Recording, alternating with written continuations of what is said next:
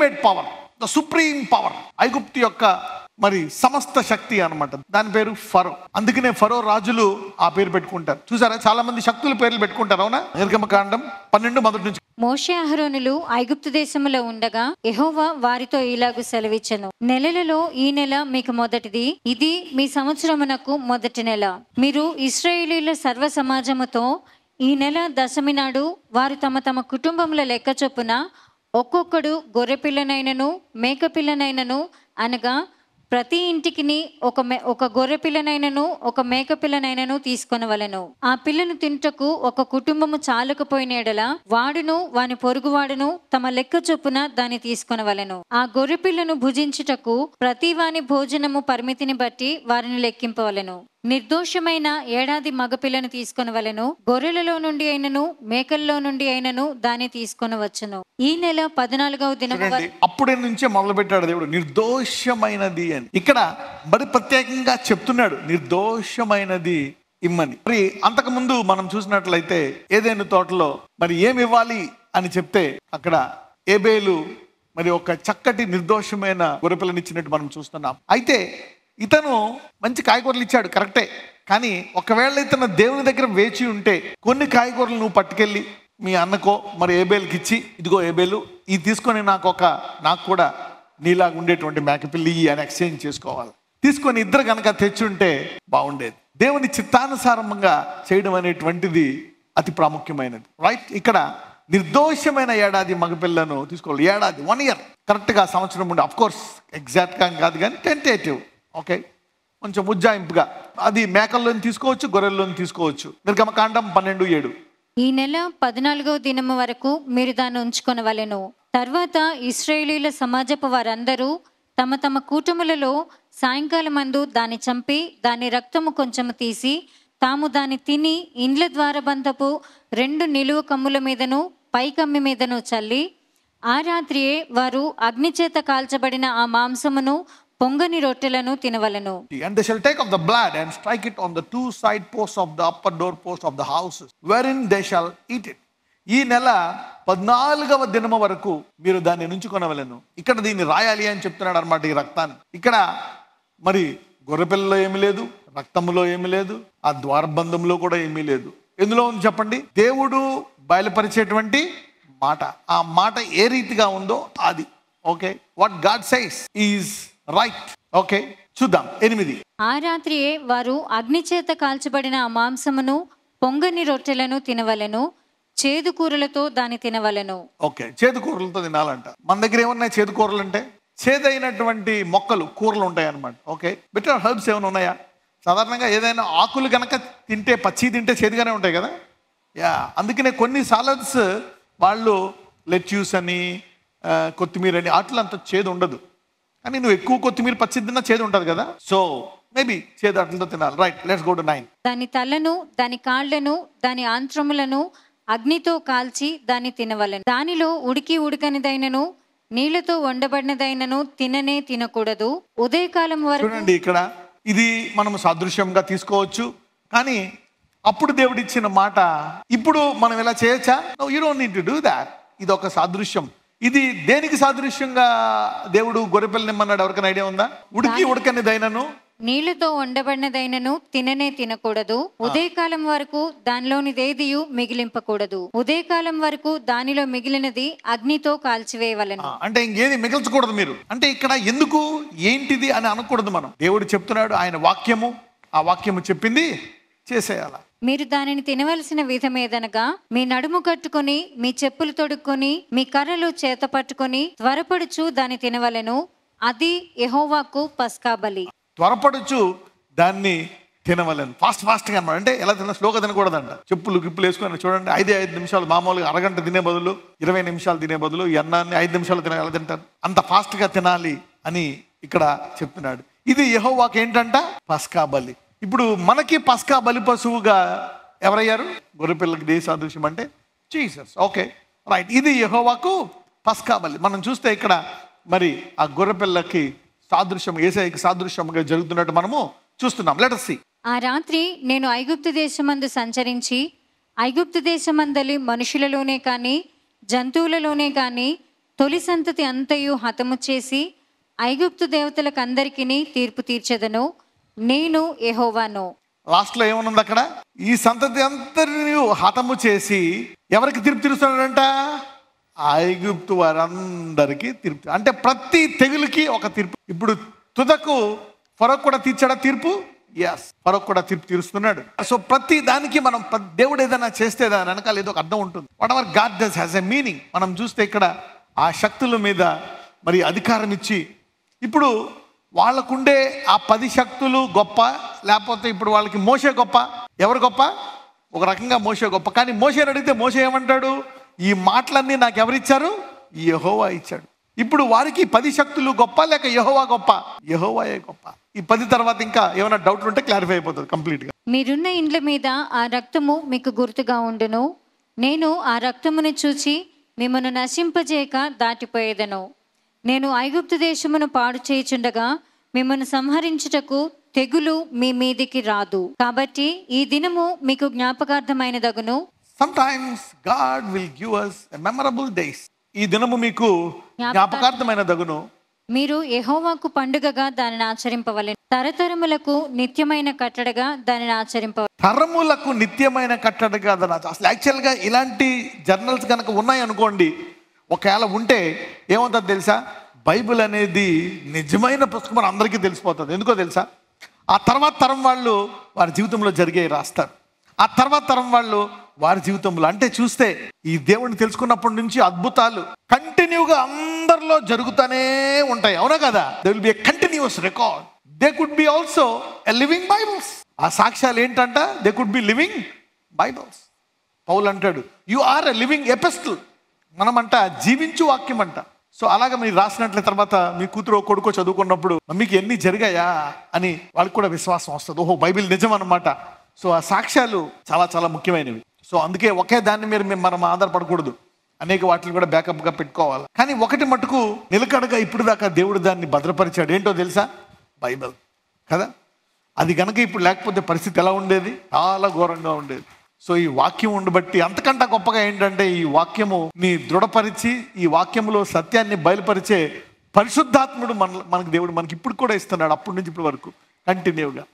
So sometimes ఒకవేళ అందులో ఉన్న పొరపాట్లు ఉన్నా కానీ పరిశుద్ధాత్ముడు మనకి సరిచేస్తాడు. He will teach us, he will guide us.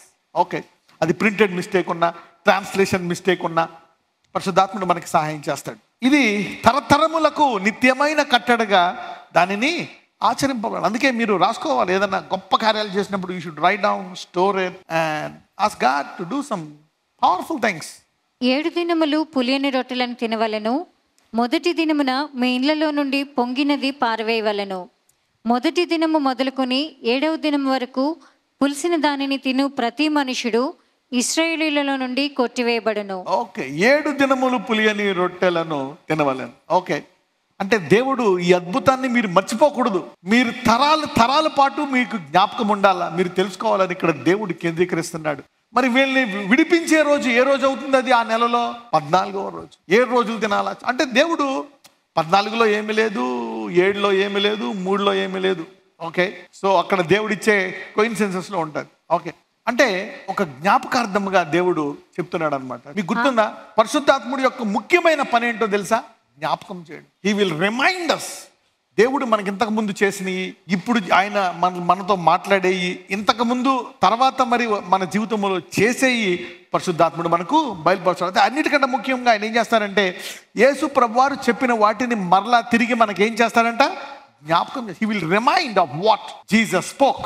Right, చూద్దాం. ఆ మొదటి దినమున మీరు పరిశుద్ధ సంఘముగాను 7వ దినమున పరిశుద్ధ సంఘముగాను కూడుకొనవలెను. ఆ దినముల యందు ప్రతివాడు తినవలసినది మాత్రమే మీరు సిద్ధపరచవచ్చును, అదియుగాక మరి ఏ పనియు చేయకూడదు. పులిని రొట్టెల పండుగను మీరు ఆచరింపవలెను. ఈ దినమందే నేను మీ సమూహములను ఐగుప్తు దేశములో నుండి వెలుపలికి రప్పించి తిని గనుక మీరు మీ తరములన్నిటిలో ఈ దినమును ఆచరింపవలెను. ఇది మీకు నిత్యమైన కట్టడగా ఉండును. నిత్యమైన కట్టడ అంటే దేవుడు కొన్ని అద్భుతాలు, కొన్ని గొప్ప కార్యాలు చేయడానికి కూడా సిద్ధంగా ఉంటాడు. కానీ అయితే అవి జ్ఞాపకం పెట్టుకోవాలా అని కోరుకుంటాడు. He wants you to remember those things. పెద్ద పెద్ద కార్యాలు నువ్వు ప్రార్థించినప్పుడు వచ్చిన జవాబుని నువ్వు రాసుకోవాలని దేవుడు కోరుకుంటాడు. మొదటి నెల 14వ దినము సాయంకాలము మొదలుకొని ఆ నెల 21వ దినము సాయంకాలం వరకు మీరు పులిని రొట్టెలను తినవలెను. చూడండి మళ్ళా 14 తర్వాత 21. ఓకే, 7. మనం ధ్యానిస్తుంది దేని గురించి? 7. యాక్సిడెంట్లా, కోఇన్సిడెంట్లా, డివైన్ కోఇన్సిడెన్సా? 7 దినములు మీ ఇండ్లలో పొంగినదేదీను ఉండకూడదు. పులిసిన దానిని తినువాడు అన్యుడే కాని దేశములో పుట్టినవాడే కాని ఇశ్రాయేలీయుల సమాజములో ఉండక కొట్టివేయబడును. అంటే ఏంటి? నేను చేసే కార్యాన్ని మీరు జ్ఞాపకం చేసుకోవాలా. ఎప్పుడైతే మనం ఆ కార్యాన్ని జ్ఞాపకం చేసుకుంటామో దేవుడు తర్వాత మనల్ని ఆశీర్వదించడానికి, ఆయన కృప ఇవ్వడానికి సిద్ధంగా ఉంటాడంట. So God is not just focusing on the past and the present but also on the future. దేవుడు మన గతాన్ని విడిపించడమే కాదు, మనకి ప్రస్తుత సంతోషం ఇవ్వడమే కాదు, ఆ సంతోషము, ఆ విడుదల, ఆ సమాధానము, ఆ సమృద్ధి, ఆ భక్తి కంటిన్యూ అవ్వాలని కోరుకుంటున్నాడు. So God is in a position always, he want us to be in a position so that we can continue our faith. అందుకనే మీరు వివాహం చేసుకుంటున్నప్పుడు, లేక ఏదైనా పనులు చేస్తున్నప్పుడు మీ విశ్వాసము తర్వాత తరాలకు, తర్వాత మీరు నిలకడగా ఉండడానికి, ప్రోత్సహించేటట్టు ఉండడానికి గల మీరు అవకాశాలను మీరు ఉపయోగించుకోవాలి. అలాంటి అవకాశాలను మీరు ఎన్నుకోవాలి. తర్వాత తరము, దిస్ ఈజ్ వాట్ గాడ్. మీకు గుర్తుందా, అబ్రహాం విషయంలో కూడా చెప్పాను. అబ్రహాముని ఎందుకు ఆశీర్వదించాడంటే తన తర్వాత తన ఇంటి వారిని, తన తర్వాత తరాలను కూడా ఆజ్ఞాపిస్తాడంట. మీరు ఈ దేవుని ఆజ్ఞలు నేను పాటించడమే కాదు, మీరు కూడా పాటించాలని. ఇక్కడ మీరు ఆశీర్వాదం పొందుకుంటారు. This is the key. The key of the blessing is, can you continue this your family and then your next family and the next family. ఒకవేళ ఎవరైనా ఇలాంటి నిర్ణయం తీసుకుంటే దేవుడు వారిని తప్పక ఆశీర్వదిస్తాడు. God will surely bless them. God is even, in fact, God is even obligated and he bound himself to bless those who have decided to reveal this truth to their next generation. ఈ సత్యాన్ని నా తర్వాత నా పిల్లలకి వెళ్ళాలి అనేటువంటి హృదయం కనుక ఉంటే వారిని దేవుడు గొప్పగా ఆశీర్వదిస్తాడు. అందుకే దేవుడు అబ్రహాము దేవుడు అని మాత్రమే కాకుండా అబ్రహాము దేవుడు, ఇస్సాకు దేవుడు, యాకోబు వదిలేశాడు అక్కడితోటి, యోసేపుని అలా ఆశీర్వదిస్తూ ఉన్నాడు. తర్వాత చూస్తే మరి 12 తరాలను, గోత్రాలను పెట్టాడు. దావీదు వదిలేశాడా? ఏమన్నాడు? నీ యొక్క సంతానం నుంచి ఒకళ్ళు ఎప్పుడు ఈ సింహాసనం మీద కూర్చుంటారు. God is interested in your future faith, in your future blessing. భవిష్యత్తులో కూడా నీ కొడుకు సింహాసనం మీద కూర్చోవాలి. The blessing position, the glory Israel సమాజంలో కొట్టివేయబడి. అంటే దీన్ని ఇలా పాటించాలా, అప్పుడు నీ ఊరు, నీ దేశము, నీ ప్రాంతము కూడా బ్లెస్ అవుతుంది. కొంచెము పులిసిన పిండి ఏమవుతుందంట? పిండంతా పడేస్తుంది. యు సీ ద పొజిషన్ నా. అందుకే మీ ఇంట్లో ప్రతి బిడ్డ, ఓకే, ప్రతి కోడలు, ప్రతి అల్లుడు విశ్వాసంలో ఉండేటట్టు జాగ్రత్తగా ఉన్నాడు. So God is interested in your whole family, all the members. ఎంతమందికి దేవుని హృదయం అర్థమవుతుంది ఇక్కడ? Understanding the heart of God. ఇక్కడ దేవుడు విడిపించేసి వెంటనే వెళ్ళిపోమని చెప్పొచ్చు, కానీ ఇక్కడ వాళ్ళని సిద్ధపరుస్తున్నాడు. ఇది నేను ఇలాంటి అద్భుతాలు నేను అనేకమైన చేయడానికి ఉన్నాను, అప్పుడు చేస్తాను, ఇప్పుడు చేస్తాను. ఫ్రెష్గా తరాల పాటు మీకు తెలియాలి. ఇప్పటికీ మనము దాని గురించి ధ్యానించుకుంటున్నాం. యు సీ దట్ లైవ్ లో ఎన్ని జరిగాయా లేదా? జరిగాయి. All this things happen. చూద్దాం నెక్స్ట్ వర్స్. మీరు పులిసినదేదియు తినక మీ నివాసములన్నిటిలోనూ పులియని వాటినే తినవలనని చెప్పు. నివాసములన్నిటిలోనూ, అందరూ చెప్పండి, అన్నిటిలోనూ, దేశమంతటిలోనూ, ఇల్లంతటిలోనూ. ఎంతమందికి అర్థమవుతుంది దేవుని హృదయం? పక్కన చెప్పండి, దేవుని హృదయం అర్థమవుతుందా అని. ఎంతమంది తల్లులకి పిల్లలందరూ బాగుండాలని కోరుకుంటారు? ఎంతమంది తల్లులు పిల్లలందరూ దీర్ఘాయువుతో జీవించాలని కోరుకుంటున్నారు? పక్కన వాళ్ళు చెప్పండి. మీ పరలోకపు డాడీ కూడా అంతే అనండి. So he's preserving. ఏదో ముగ్గురు నేసుకెళ్ళావు, సంతకం తప్పేయడానికి పోనీలే అని ఇద్దరు నేసుకొచ్చేస్తావా? No, you will not, you cannot do it. God is the same. Right, చదవండి 21. కాబట్టి మోషే ఇశ్రాయేలీయుల పెద్దలందరినీ పిలిపించి వారితో ఇట్లా నేను, మీరు మీ కుటుంబముల చొప్పున మందలో నుండి పిల్లను తీసుకొని పస్కా పశువును వధించుడి. మరియు హిస్సోపు కుంచె తీసుకొని పల్లెములోనున్న రక్తములో దాన్ని ముంచి ద్వారబంధపు పైకమ్మికిని 2 నిలువు కమ్ములకును పల్లెములోని రక్తమును తాకింపవలెను. తరువాత మీలో ఎవరునూ ఉదయం వరకు తన ఇంటి ద్వారము నుండి బయలు వెళ్ళకూడదు. యెహోవా ఐగుప్తీయులను హతము చేయుటకు దేశ సంచారము చేయుచు ద్వారబంధపు పైకమ్మి మీదను 2 నిలువు కమ్ముల మీదను ఉన్న రక్తమును చూచి యెహోవా ఆ తలుపును దాటిపోవును. మిమ్మల్ని హతము చేయుటకు మీ ఇండ్లలోనికి సంహారకుని చొరనీయడు. వాళ్ళని కాపాడడానికి దేవుడు పూర్తిగా తన సామర్థ్యం మీదే వేసుకున్నాడా, లేక వారికి కూడా కొంత విధేయత ఇస్తున్నాడా? అంటే వారి చేతుల్లో కూడా కాపాడబడే సామర్థ్యము ఉంది. అంటే ఏం చేయాలా? ద్వారబంధాల మీద రాయాలా, లోపలే ఉండాలి, బయటికి రాకూడదు. ఇప్పుడు కూడా దేవుడు ఏమైనా చేయాలనుకుంటే దేవునికి సమస్తము సాధ్యము. కానీ ఏమంటాడు? నమ్ముట నీ వశమైతే, నీ చేతిలో కూడా ఉంది. నేను అన్నీ చేయగలను, అద్భుతాలు చేయగలను, నీవెంతవరకు నమ్మగలవు? God can do the powerful miracles to any extent based on the extent of your faith. నీ విశ్వాసం ఎంతవరకు నువ్వు ఆలోచించగలవు, ఎన్ని గొప్ప కార్యాలు చేయగలవు అనుకోగలవు, అన్ని గొప్ప కార్యాలు చేయడం నేను సిద్ధంగా ఉన్నాను. అంటే మన సమస్తం నువ్వే నాయనా, నువ్వే చేయి, మొత్తం నువ్వే అనడానికి లేదు. నీకు పాత్ర ఇచ్చాడా లేదా? ఎస్. దేవుడు తనంతట తనేం పెట్టుకోలేదు, మిమ్మల్ని కాపాడుతాను ఏమైనా చేయడం లేదు.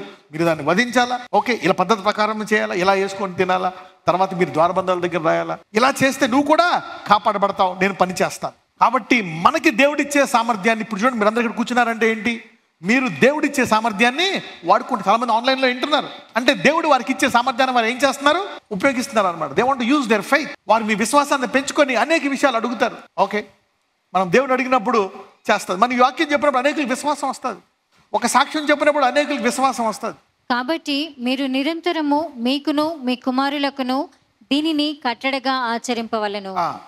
యెహోవా తాను సెలవిచ్చినట్లు మీకిచ్చుచున్న దేశమున మీరు ప్రవేశించిన తరువాత మీరు దీన్ని ఆచరింపవలెను. మరియు యెహోవా తాను సెలవిచ్చినట్లు మీకు కూర్చున్న దేశమందు మీరు ప్రవేశించిన తర్వాత మీరు దీన్ని ఆచరింపవలెను. మరియు మీ కుమారులు మీరు ఆచరించు ఈ ఆచారం ఏమిటని మిమ్మల్ని అడుగునప్పుడు మీరు, ఇది యెహోవాకు పస్కా బలి, ఆయన ఐగుప్తీయులను హతము చేయించు మన ఇండ్లను కాచినప్పుడు ఆయన ఐగుప్తులనున్న ఇశ్రాయేలీయుల ఇండ్లను విడిచిపెట్టెను అనవలనని చెప్పను.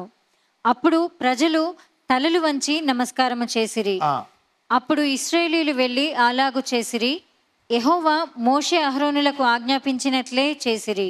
అర్ధరాత్రి వేళ జరిగినదేమనగా, సింహాసనము మీద కూర్చున్న ఫరో మొదలుకొని చెరసాలలో ఉన్న ఖైదీ యొక్క తొలిపిల్ల వరకు ఐగుప్తు దేశమందలి తొలిపిల్లలనందరినీ, పశువుల తొలిపిల్లలనన్నిటినీ యెహోవా హతము చేసెను. అయిపోయింది తీర్పు. The judgement has come. ఆ రాత్రి ఫరోయు అతని సేవకులందరూ ఐగుప్తీయులందరూ లేచినప్పుడు శవము లేని ఇల్లు ఒక్కటైనా లేకపోయినందున ఐగుప్తులో మహాఘోష పుట్టెను.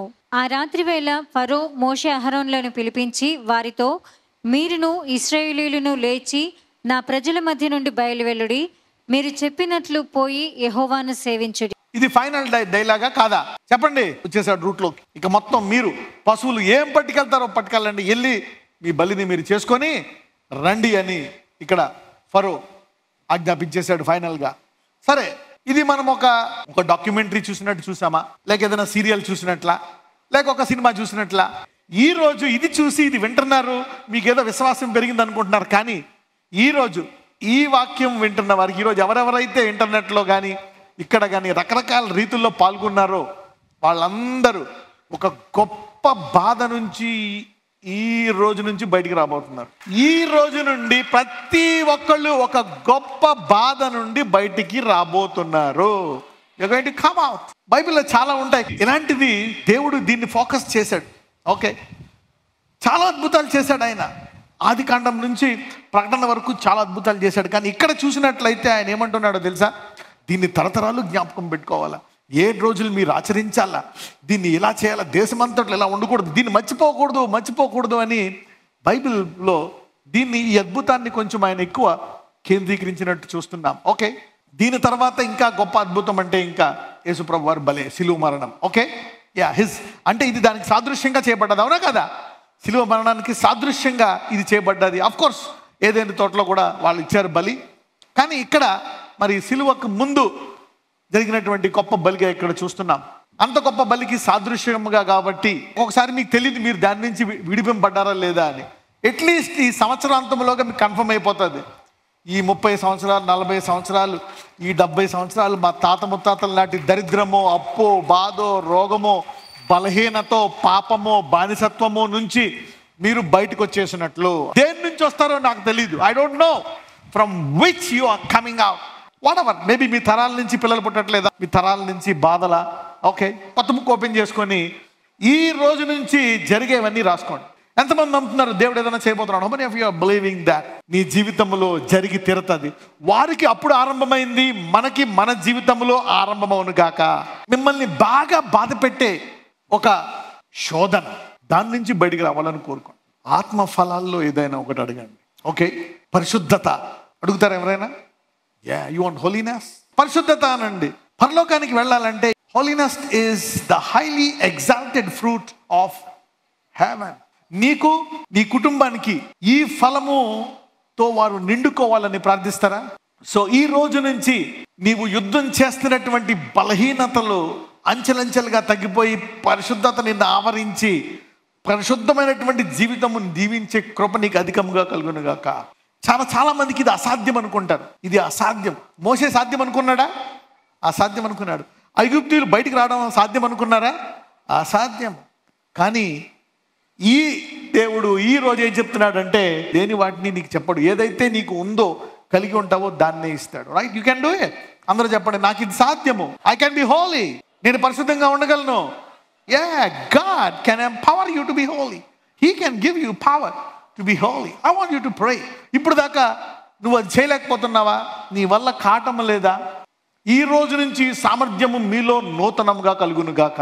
వాళ్ళు అనుకున్నారా 430 సంవత్సరాల నుంచి బయటకు వస్తారని? No, they did not. But God, I think somebody is getting this super power from today. అదే యూదా గనక ఇక్కడ ఉంటే ఈరోజు ఆ యూదా రాజు అయిపోయేవాడు. అంటే అతనికి అది అభిషేకం ఉందా లేదా? అతనికి ఆశీర్వాదం ఉంది, నెరవేరిపోయేది. కానీ దానివల్ల ఎంత ఆలస్యమైంది? 10 సంవత్సరాలు. కానీ దేవుడు అసలైన సామర్థ్యము తన కుమారుని రక్తంలోంచే రావాలి అని చెప్పి ఆయన కుమారుడు వచ్చే వరకు వేచి ఉన్నాడా. సో ఆ కుమారుడు వచ్చినా కానీ అభిషేకాన్ని వాడుకుంటున్నామా? వాడుకోవట్లే. మనం చూసాం కదా, ఫరో ఏ రీతిగా ఈ 10 ఆటల్ని మరి విరగ్గొట్టి మరి దేవుడు గొప్ప కార్యం చేయడానికి సిద్ధంగా ఉన్నాడు. God want to do more during that age. Whatever power is available, God want to give you more power then that. నజరేయుడైన యేసు నూతన సామర్థ్యం. Lord, I anoint, I ask you. అయ్యా, అభిషేకించువాడు నువ్వే ఈ అభిషేకాన్ని ఇవ్వగల దేవుడవు. నీవే ఈ రోజు పరలోకములో నీ చుట్టూ ఉండేటువంటి ఆ కెరూబులు ఎప్పుడు పరిశుద్ధుడు పరిశుద్ధుడు పరిశుద్ధుడు అంటూ ఉంటాయి. కాబట్టి ఈరోజు మాలో ఉండేటువంటి అపరిశుద్ధతను అధిగమించే పరిశుద్ధత అనే అభిషేకాన్ని దయచేయమని ప్రార్థిస్తున్నా.